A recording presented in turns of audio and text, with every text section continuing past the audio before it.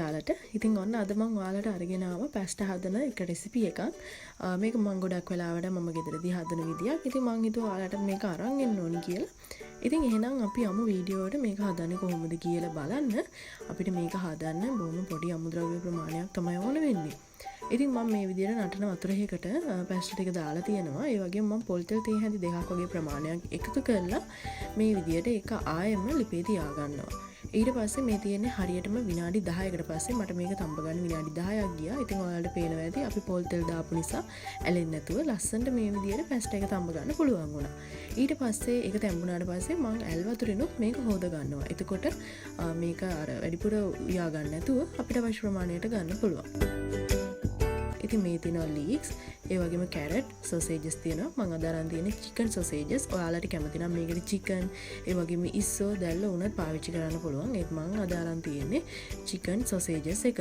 ඉතින් ඒ වගේම මම කැරට් එක මේ විදියට කොටු හැඩයට තමයි කපාගෙන තියෙන්නේ. ඊට අමතරව ඉඟුරු සුදුලුණු, රම්පේ කරපිංච සහ රතු ලුණු මේ විදියට හීනියට කපලා අපිට අවශ්‍ය වෙනවා. ඒ වගේම මම මෙතෙන්දී අරන් තියෙන්නේ ෆ්‍රෙෂ් මිල්ක් කෝප භාගයක් වගේ ප්‍රමාණයක් තමයි අරගෙන තියෙන්නේ. ඒ වගේම චීස් කෑලි දෙකයි මම අද පාවිච්චි කරන්නේ. හැපි කව් චීස් කෑලි දෙකක් තමයි මම අද මේකට දාගන්න යන්නේ. ඉතින් අපි යමු පැස්ටා එක හදන්නේ කොහොමද කියලා බලන්න. මුලින්ම තෙල් ටිකක් ලිපේ තියලා ඒක රත් වෙද්දී හීනියට කපාගත්ත ඉඟුරු සහ සුදු ලුණු ටික තමයි මම මේ විදිහට එකතු කරන්නේ. ඒ ටික එකතු කරලා බැදීගෙන එද්දී මම රාම්පේ සහ කරපිංච ටිකත් මේ විදිහට එකතු කරගන්නවා. ඒක එකතු කරලා මේ විදිහට හොඳින් රන්වන් පාට වෙනකම් හොඳ සුවඳ එනකම් මේ විදිහට බෙද ගන්නවා. ඉතින් ඔයාලට මේ වෙලාවෙදිම එකතු කරගන්න පුළුවන් චිකන් සොසේජස් එක. ඔයාලා හැබැයි චිකන් එකතු කරනවා නම් ඒක තෙල් එකක් ලිපේ තියලා තෙල් එකේ චිකන් ටික බැදෙද්දි තමයි ඔන්න මේ දේවල් එකතු කරගන්න ඕන. මේ වෙලාවෙදී ඔන්න චිකන් සොසේජස් ටික හොඳට බැදිලා තියෙන්නේ. ඉතින් ඒක නිසා මම මේ වෙලාවේදී අර හීනියට කොටු හැඩයට කපාගත්ත කැරට් ටික තමයි එකතු කරන්නේ. ඒ ටිකත් එකතු කරලා මේ විදියට හොඳින් පොඩි වෙලාවක් බැදෙන්න දෙනවා. ඉතින් ඊට පස්සේ අපිට ඔන්න එකතු කරගන්න පුළුවන් අපි තම්බ ගත්ත පැස්ටා ටික. ඉතින් මේ වලට පේනවා ඇති පැස්ටා ටික හරිම ලස්සන තියෙනවා. ඒ වගේම ගොඩක් බෙරි වෙන්න තැඹිලත් නැහැ. ඒ වගේම එකට ඇලෙන්නෙත් නැහැ. ඉතින් අර කිව්ව විදියට පොල් තෙල් එකතු කරලා තැඹුණාට පස්සේ ඇල් වතුරින් හොදලා ගත්තම ඔයාලට මේ විදියට හදා ගන්න පුළුවන්. ඉතින් ඒ විදියට එකතු කරලා මිශ්‍ර කරගත්තා. මම අර ෆ්‍රෙෂ් මිල්ක් ටික තමයි එකතු කරන්නේ. ඒකෙන් පොඩි ප්‍රමාණයක් එකතු කරලා මේ විදියට මම පොඩ්ඩක් මේ මිශ්‍ර කරගන්නවා. ඒ වගේම ලුණු එකතු කරගන්නවා. ලුණු රස අණු එකතු කරගන්න. මට කලින් කියන්න මතකුණා මම පැස්ටා ටික තඹ ගද්දිත් ලුණු පොඩ්ඩක් එකතු කරගත්තා. ඒ වගේම ඔන්න දැන් ආයෙම ෆ්‍රෙෂ් මිල්ක් තමයි මම එකතු කරගත්තේ. ඒ වගේම දැන් මේ වෙලාවේදී මම චීස් තමයි එකතු කරන්නේ. මම චීස් මේ විදියට කොටු හැඩයට කපලා මේ විදියට එකතු කරගන්නවා. ඒකත් එකතු කරලා මම මේ විදියට ඊට පස්සේ මිශ්‍ර කරගන්න තමයි යන්නේ. ඊට කලින් මම හීනියට කපාගත්ත ලීක්ස් ටිකත් මේ විදියට එකතු කරනවා. ඔයාලට මේකට ලුණු කොළ වුණත් පාවිච්චි කරන්න පුළුවන්. අද මම ගාව තියෙන ලීක්ස්.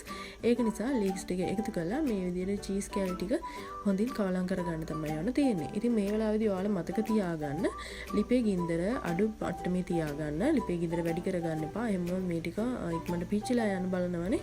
ඒක නිසා ඔයාලා මේ විදියට මේක ගින්දර අඩු මට්ටමේ තියාගෙන හදන්න. ඉතින් ඔන්න මේ වෙලාවේදී ඔයාලට මතක් කරන්න ඕන ඔයාලා කැමති නම් පොඩ්ඩක් මේක සැරට හදාගන්න. ඔයාලට මේකට කෑලි මිරිස් ටිකක් එකතු කරගන්න පුළුවන්. ඒ වගේම chili paste එකක් උනත් එකතු කරගන්න පුළුවන්. ඒ වගේම ගම් මිරිස් එකතු කරගන්නත් පුළුවන්. ඒත් මම අද මේක සැරට නෙමෙයි හදන්නේ. ඒක නිසා මම කෑලි මිරිස් සහ ගම් මිරිස් එකතු කරේ නැහැ. ඒ වගේම ඔයාලගේ රස අනුව ලුණු රස මදි කියලා හිතනවා නම් තව ලුණු කුඩු එකතු කරගන්නත් පුළුවන්. ඉතින් මේ විදියට හදාගත්ත පැස්ටා එක තමයි ඉතින් මේ තියෙන්නේ. අපි බලමු මේක බෙදාගන්නේ කොහොමද කියලා. ඉතින් ඔයාලට පේනවා ඇති ගොඩක් රසට තියෙනවා. ඉතින් මේක ඔයාලා හදලා බලන්න අනිවාර්යෙන් හරිම රසයි. අපිට මේක ගොඩක්ම ලේසියෙන් හදාගන්න පුළුවන් කෑම එකක්නේ. ඒක නිසා ඔයාලට මේක අනිවාර්යෙන් try කරලා බලන්න. ඒ වගේම try කරලා ඔයාගේ අදහස් කොහොමද කියලා මට කියාගෙන යන්නත් අමතක කරන්න එපා. ඉතින් එහෙනම් ඔන්න වෙනද වගේම මගේ මේ වීඩියෝව එක්ක එකතුණු ඔයාලා හැමෝටම සුබ දවසක් කියලා ප්‍රාර්ථනා කරන ගමන් මගේ channel එක subscribe කරන්න, like කරන්න, share කරන්න කියලා මතක් කරන ගමන් මම අදට ගිහින් එන්නම්.